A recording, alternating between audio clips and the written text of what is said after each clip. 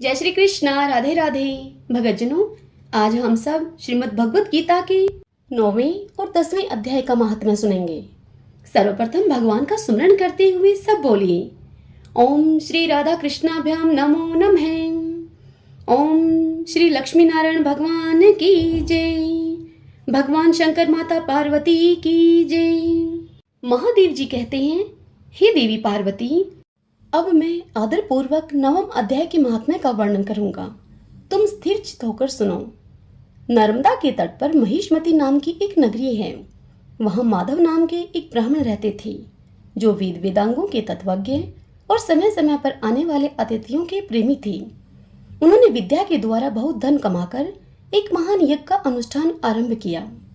उस यज्ञ में बलि देने के लिए एक बकरा मंगाया गया। जब उस बकरे के शरीर की पूजा हो गई, तब उसको आश्चर्य में डालते हुए उस बकरे ने हंसकर उच्च स्वर से कहा, हे ब्राह्मण, इन बहुत से यज्ञों के द्वारा क्या लाभ है? इनका फल तो नष्ट हो जाने वाला है तथा ये जन्म, जरा और मृत्यु के भी कारण है। यह सब करने पर भी मेरी जो वर्तमान दशा है, इसे देख लो आप। बकरे के इस अत्यंत कौतूहलजनक वचन को सुनकर यज्ञ मंडप में रहने वाले सभी लोग बहुत ही विस्मित हुए। तब वे यजमान ब्राह्मण हाथ जोड़कर अपलक नेत्रों से बकरे को देखते हुए बकरे को प्रणाम करके श्रद्धा और आदर पूर्वक उनसे पूछने लगे। ब्राह्मण बोले, आप किस जाति के थे? आपका स्वभाव और आचरण कैसा था तथा किस कर्म से आपको बकरे की योनि प्राप्त हुई? यह सब मुझे बताइए आप। तब बकरा बोला, हे ब्राह्मण, मैं पूर्व जन्म में ब्राह्मणों के अत्यंत निर्मल कुल में उत्पन्न हुआ था। समस्त यज्ञों का अनुष्ठान करने वाला और वेद विद्या में प्रवीण था। एक दिन मेरी स्त्री ने भगवती दुर्गा की भक्ति से विनम्र होकर अपने बालक के रोग की शांति के लिए बलि देने के निमित्त मुझसे एक बकरा मांगा। तत्पश्चात जब चंडिका के मंदिर में वह बकरा मारा जाने लगा, उस समय उसकी माता ने मुझे श्राप दिया और कहा, ओ ब्राह्मणों में नीच पापी, तू मेरे बच्चे का वध करना चाहता है, इसीलिए तू भी बकरे की योनि में जन्म लेगा। हे द्विजश्रेष्ठ ब्राह्मण, तब कालवश मृत्यु को प्राप्त होकर मैं बकरा हुआ। यद्यपि मैं पशु योनि में पड़ा हूँ, तो भी मुझे अपने पूर्वजन्मों का स्मरण बना हुआ है। हे ब्राह्मण, यदि आपको सुनने की उत्कंठा हो तो मैं एक और भी आश्चर्य की बात आपको बताता हूँ। कुरुक्षेत्र नाम का एक नगर है, जो मोक्ष प्रदान करने वाला है। वहां चंद्रशर्मा नामक एक सूर्यवंशी राजा राज्य करते थे। एक समय जबकि सूर्य ग्रहण लगा हुआ था, राजा ने बड़ी श्रद्धा के साथ काल पुरुष का दान करने की तैयारी की। उन्होंने वेद वेदांगों के पारगामी एक विद्वान ब्राह्मण को बुलवाया और पुरोहित के साथ वे तीर्थ के पावन जल से स्नान करने के लिए चले। तीर्थ के पास पहुंचकर राजा ने स्नान किया और 2 वस्त्र धारण किए। फिर राजा ने पवित्र होकर एवं प्रसन्नचित होकर उन्होंने श्वेत चंदन लगाया और बगल में खड़े हुए पुरोहित का हाथ पकड़कर तत्कालोचित मनुष्यों से घिरे हुए अपने स्थान पर लौट आए। आने पर राजा ने यथोचित विधि से भक्तिपूर्वक ब्राह्मण को काल पुरुष का दान किया। तब काल पुरुष का हृदय चीरकर उनमें से एक पापात्मा चांडाल प्रकट हुआ। फिर थोड़ी देर के बाद निंदा भी चांडाली का रूप धारण करके काल पुरुष के शरीर से निकली और ब्राह्मण के पास आ गई। इस प्रकार चांडालों की वह जोड़ी आंखें लाल किए हुए निकली और ब्राह्मण के शरीर में हठ पूर्वक प्रवेश करने लगी। ब्राह्मण मन ही मन गीता के 9वें अध्याय का जप करते थे और राजा चुपचाप यह सब कौतुक देखने लगे। ब्राह्मण के अंतःकरण में भगवान गोविंद शयन करते थे, वे उन्हीं का ध्यान करने लगे।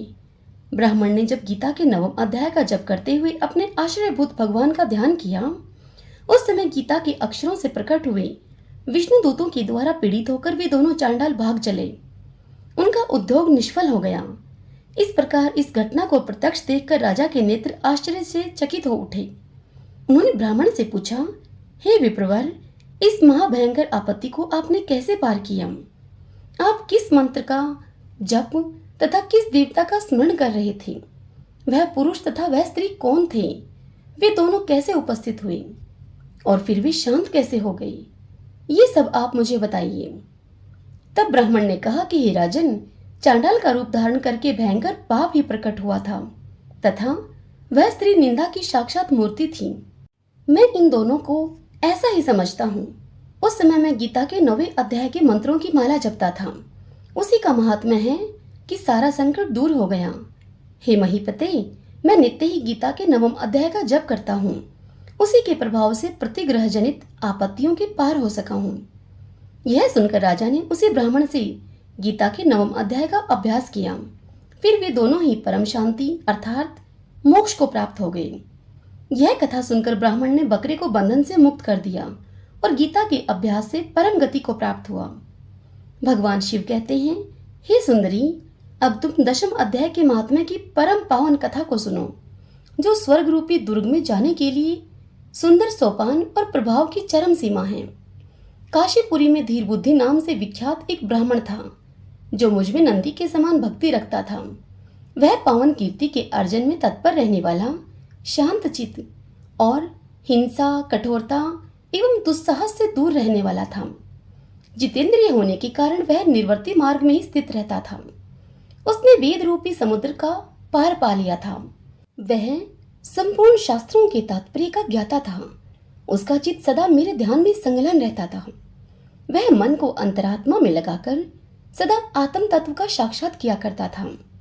अतः जब वह चलने लगता तो मैं प्रेमवश उसके पीछे दौड़ दौड़कर उसे हाथ का सहारा दिया करता था। यह देखकर मेरे पार्षद भृंगिरीट ने पूछा, हे भगवान, इस प्रकार भला किसने आपका दर्शन किया होगा? इस महात्मा ने कौन सा तप, कौन सा होम अथवा कौन सा ऐसा जप किया है कि आप स्वयं पद पद पर इसे हाथ का सहारा देते चलते हैं? भृंगिरीटी का यह प्रश्न सुनकर मैंने इस प्रश्न के उत्तर में उसे इसका उत्तर देना आरंभ किया। एक समय की बात है, कैलाश पर्वत के पार्श्व भाग में पुन्नाग वन के भीतर चंद्रमा की अमृतमय किरणों से धुली हुई भूमि में एक वेदी का आश्रय लेकर मैं बैठा हुआ था। मेरे बैठने के क्षण भर बाद ही सहसा बड़े जोर की आंधी उठी। वहां के वृक्षों की शाखाएं नीचे ऊपर होकर आपस में टकराने लगी। कितनी ही टहनियां टूट टूट कर बिखर गई। पर्वत की अविचल छाया भी हिलने लगी। इसके बाद वहां महान भयंकर शब्द हुआ, जिससे पर्वत की कंदराएं प्रतिध्वनित हो उठी।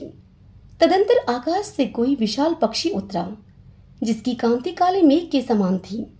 वह कजल की राशि, अंधकार के समूह अथवा पंख कटे हुए काले पर्वत सा जान पड़ता था। पैरों से पृथ्वी का सहारा लेकर उस पक्षी ने मुझे प्रणाम किया और फिर एक सुंदर नवीन कमल मेरे चरणों में रखकर स्पष्ट वाणी में स्तुति करने उसने आरंभ की। वह पक्षी बोला, हे देव, आपकी जय हो। आप चिंतानंदमयी, सुधा के सागर एवं जगत के पालक हैं। सदा सद्भावना से युक्त एवं अनाशक्ति की लहरों से उल्लसित हैं। आपके वैभव का कहीं अंत नहीं है। आपकी जय हो। अद्वैत वासना से परिपूर्ण बुद्धि के द्वारा आप त्रिविध मलों से रहित हैं। आप जितेंद्रिय भक्तों के अधीन रहते हैं तथा ध्यान में आपके स्वरूप का साक्षात्कार होता है। आप अविद्यामयी उपाधि से रहित, नित्य मुक्त, निराकार, निरामय, असीम अहंकार शून्य, आवरण रहित और निर्गुण हैं। आपके चरण कमल शरणागत भक्तों की रक्षा करने में प्रवीण हैं। अपने भयंकर ललाट रूपी महासर्प की विष ज्वाला से आपने कामदेव को भस्म किया है। आपकी जय हो। आप प्रत्यक्ष आदि प्रमाणों से दूर रहते हुए भी प्रमाण स्वरूप हैं। आपको बारंबार नमस्कार है। चैतन्य के स्वामी तथा त्रिभुवन रूपधारी आपको प्रणाम है। मैं श्रेष्ठ योगियों के द्वारा चुंबित आपके उन चरण कमलों की वंदना करता हूँ, जो अपार भवपाप के समुद्र से पार उतारने में अद्भुत शक्तिशाली हैं। हे महादेव, साक्षात बृहस्पति भी आपकी स्तुति करने की दृष्टता नहीं कर सकते। सहस्त्र मुखों वाले नागराज शेष में भी इतनी चातुरी नहीं है कि वे आपके गुणों का वर्णन कर सकें। फिर मेरे जैसे छोटी बुद्धि वाले पक्षी का तो बिसात ही क्या है। उस पक्षी के द्वारा किए हुए इस स्त्रोत को सुनकर मैंने उससे पूछा, हे विहंगम, तुम कौन हो और कहाँ से आए हो? तुम्हारी आकृति तो हंस जैसी है, मगर रंग कोहे का मिला हुआ है। तुम जिस प्रयोजन को लेकर यहाँ पर आए हो उसे बताओ। तब वह पक्षी बोला कि हे देवेश, मुझे ब्रह्मा जी का हंस जानिए। दुर्जटे, जिस कर्म से मेरे शरीर में इस समय कालिमा आ गई है उसे सुनिए। हे प्रभु, यद्यपि आप सर्वज्ञ हैं, अतः आपसे कोई भी बात छिपी हुई नहीं है। तथापि यदि आप पूछते हैं तो मैं बतलाता हूँ। सौराष्ट्र अर्थात सूरत नगर के पास एक सुंदर सरोवर है जिसमें कमल लहराते रहते हैं। उसी में बाल चंद्रमा के टुकड़े जैसे श्वेत मरणालों की ग्रास लेकर मैं बड़ी तीव्र गति से आकाश में उड़ रहा था। उड़ते उड़ते सहसा वहां से पृथ्वी पर मैं गिर पड़ा। जब मैं होश में आया और अपने गिरने का कोई कारण न देख सका तो मन ही मन में सोचने लगा कि अहो, यह मुझ पर क्या आ पड़ा। आज मेरा पतन कैसे हो गया। पके हुए कपूर के समान मेरे श्वेत शरीर में यह कालिमा कैसे आ गई। इस प्रकार विस्मित होकर मैं अभी विचार ही कर रहा था कि एकाएक उस पोखरे के कमलों में से मुझे ऐसी वाणी सुनाई दी, हंस उठो, मैं तुम्हारे गिरने और काले होने का कारण बताती हूँ। तब मैं उठकर सरोवर के बीच में गया और वहां 5 कमलों से युक्त एक सुंदर कमलिनी को देखा। मैंने उसको प्रणाम करके मैंने प्रदक्षिणा की और अपने पतन का उससे कारण पूछा। तब वह कमलिनी बोली, हे कलहंस, तुम आकाश मार्ग से मुझे लांग कर गए हो। उसी पातक के परिणाम स्वरूप तुम्हें पृथ्वी पर गिरना पड़ा है और उसी के कारण तुम्हारे शरीर में यह कालिमा दिखाई देती है। तुम्हें गिरा हुआ देखकर मेरे हृदय में दया भर आई और जब मैं इस मध्यम कमल के द्वारा बोलने लगी हूँ उस समय मेरे मुख से निकली हुई सुगंध को सूंघकर 60,000 भंवरे स्वर्गलोक को प्राप्त हो गए हैं। हे पक्षीराज, जिस कारण मुझ में इतना वैभव, ऐसा प्रभाव आया है उसे बतलाती हूँ, सुनो। इस जन्म से पहले तीसरे जन्म में मैं इस पृथ्वी पर एक ब्राह्मण की कन्या के रूप में उत्पन्न हुई थी। उस समय मेरा नाम सरोजवदना था। मैं गुरुजनों की सेवा किया करती हुई सदा एकमात्र पतिव्रते के पालन में तत्पर रहती थी। एक दिन की बात है, मैं एक मैना को पढ़ा रही थी। इससे पति सेवा में कुछ विलंब हो गया। इससे पति देवता कुपित हो गए और उन्होंने मुझे श्राप दिया और कहा, हे पापिनी, तू मैना हो जा। मरने के बाद यद्यपि मैं मैना ही हुई, तथापि पतिव्रते के प्रसाद से मुनियों के ही घर में मुझे आश्रय मिला। किसी मुनि कन्या ने मेरा पालन पोषण किया।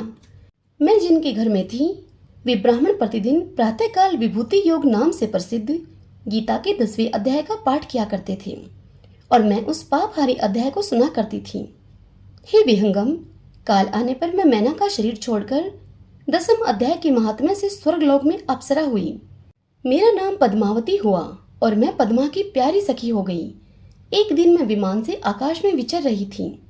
उस समय सुंदर कमलों से सुशोभित इस रमणीय सरोवर पर मेरी दृष्टि पड़ी और इसमें उतरकर जो ही मैंने जल क्रीड़ा आरंभ की तो ही दुर्वासा मुनि वहां आ धमके। उन्होंने वस्त्रहीन अवस्था में मुझे देख लिया। उनके भय से मैंने स्वयं ही यह कमलिनी का रूप धारण कर लिया।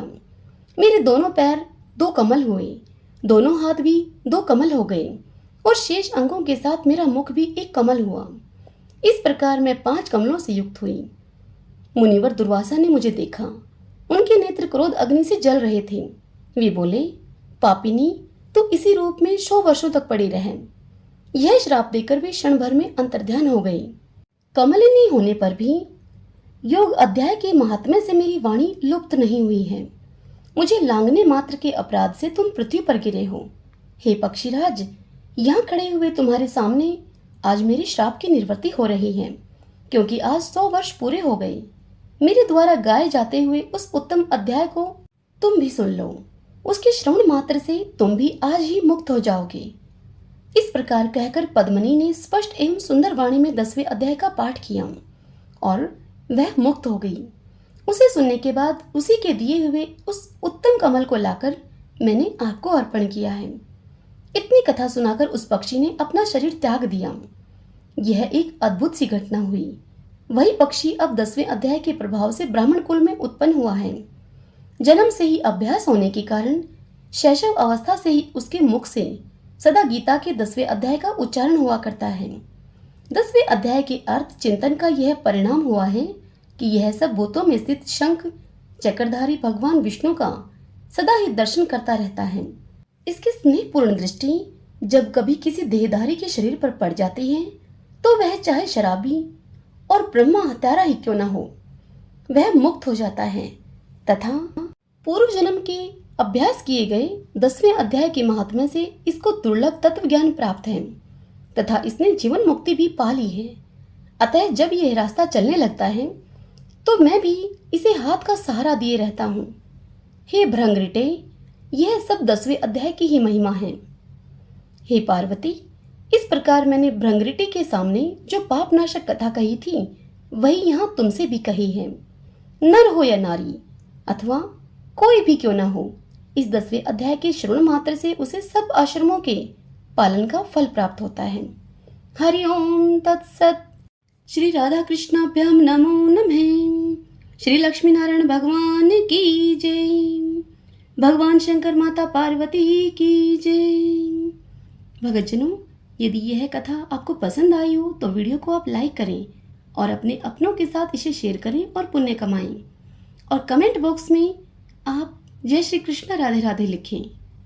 जय श्री कृष्ण राधे राधे।